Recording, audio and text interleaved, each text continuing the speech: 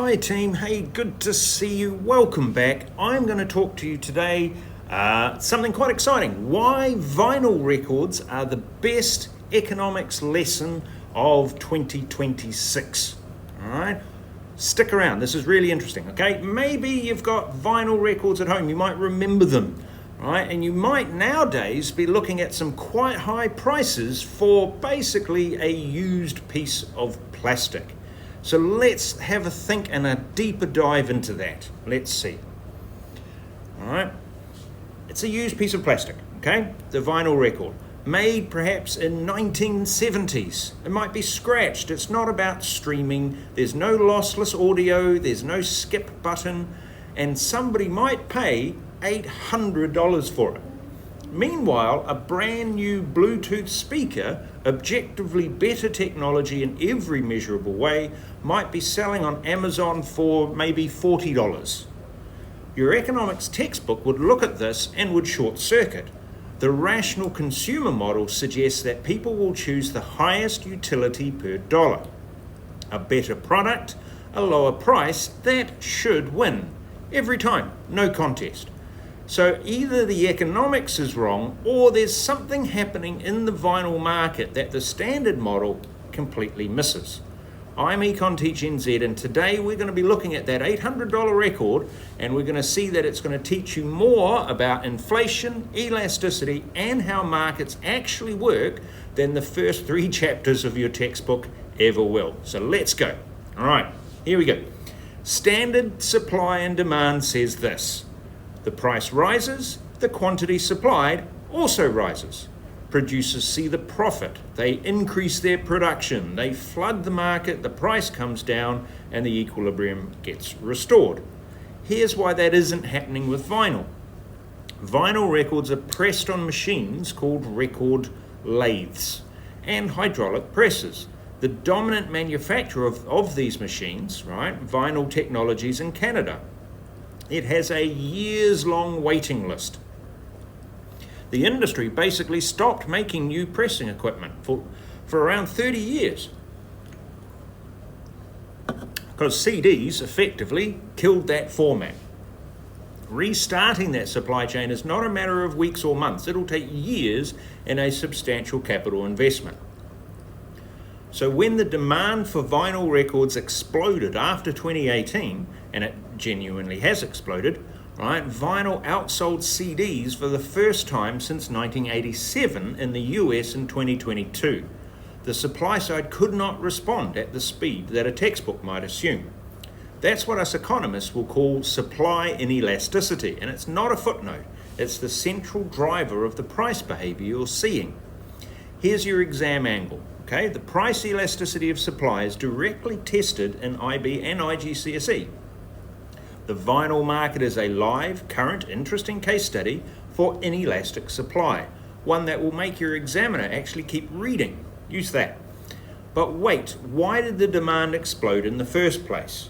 Okay, so here's where it gets genuinely interesting, because the demand for vinyl records increased. That's just the beginning of the analysis, not the end of it. So why did it increase? Well, the obvious answer is nostalgia, and that is partially true. But nostalgia doesn't explain why the fastest growing group of vinyl buyers is people under the age of 30, people who have no actual memory of the vinyl records in the first time. So something else is happening, and it maps directly onto a concept that doesn't get nearly enough attention in your standard economics course. Preference shifts that are driven by what's called scarcity signaling. Here's the mechanism. In a world where music is infinitely abundant, right? Streaming, Spotify, everything. You get it instantly. Maybe $10 a month, right? Ownership of a physical object then becomes a marker of genuine commitment, of taste, of identity. The economics term that we use for this is about Veblen goods.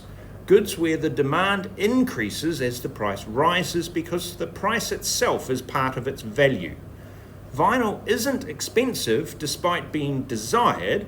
It's desired partly because it's expensive. It's rare. Okay?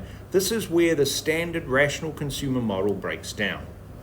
Demand curves slope downwards, price goes up, quantity demanded falls for Veblen goods, It's the opposite.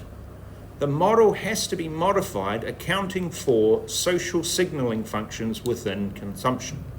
Your textbook probably mentions Veblen goods. It might have a paragraph about them.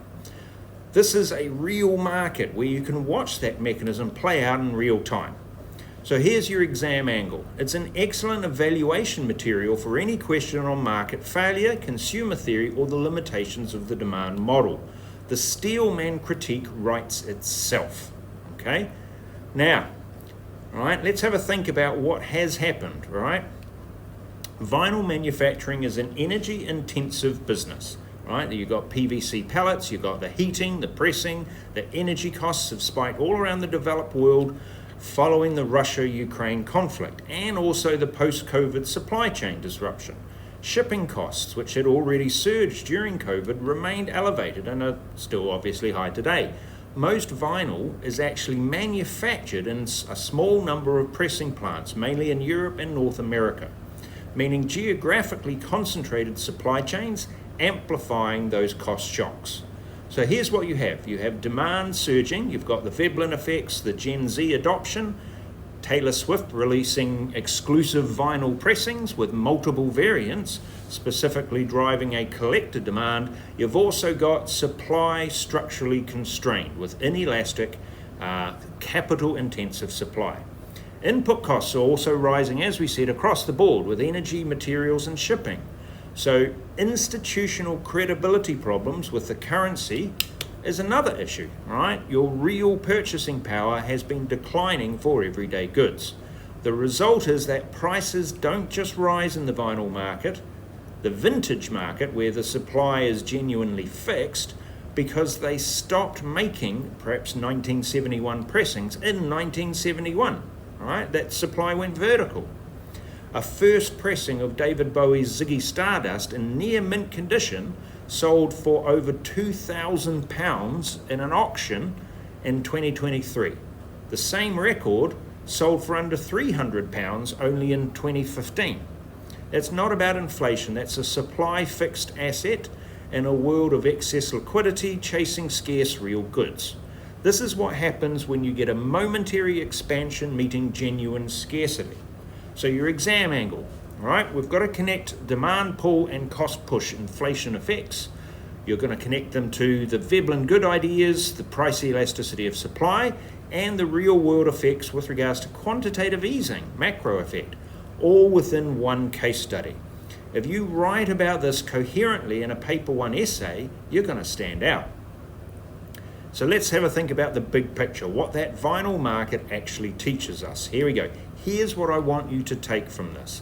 The vinyl market looks irrational on the surface. People are paying hundreds of dollars for deteriorating plastic. The demand is going up as the prices rise. New pressing plants struggle to meet the demand while streaming exists.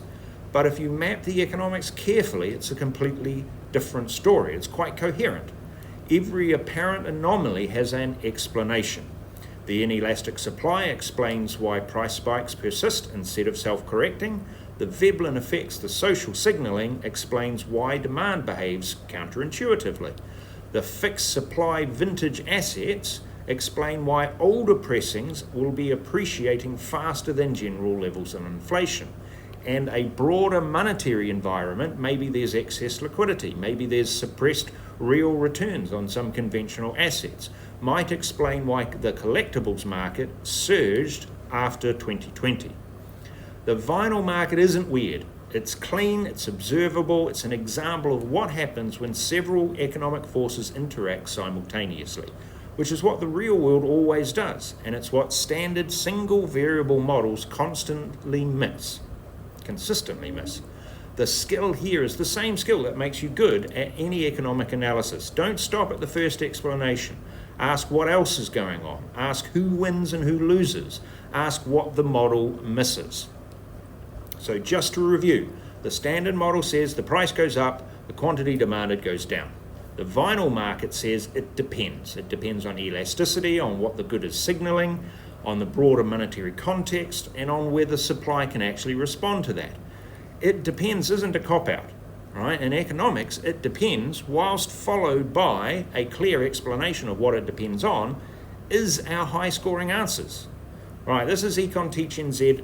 Comment below, using what we covered, is a vintage vinyl record a Veblen good? Do you think it would be a hedge against inflation, or just a collectible asset? Or is it going to be all of that combined? Make an economic argument. I'll push back on any interesting ones. Please remember, like, comment, and subscribe. Right? It helps with the algorithm. Share this video with other people who are interested in economics and the real world of economics. Maybe we can look at other things, right? Maybe we could look at the housing market, how they break economics. We could look at fine art, sneakers, Pokemon cards, the collectible market. Do they illustrate price inelasticity? Right? We can look at those. Okay. Otherwise, team, hei kōrera, thank you for listening. Like, comment, subscribe, and we'll see you next time.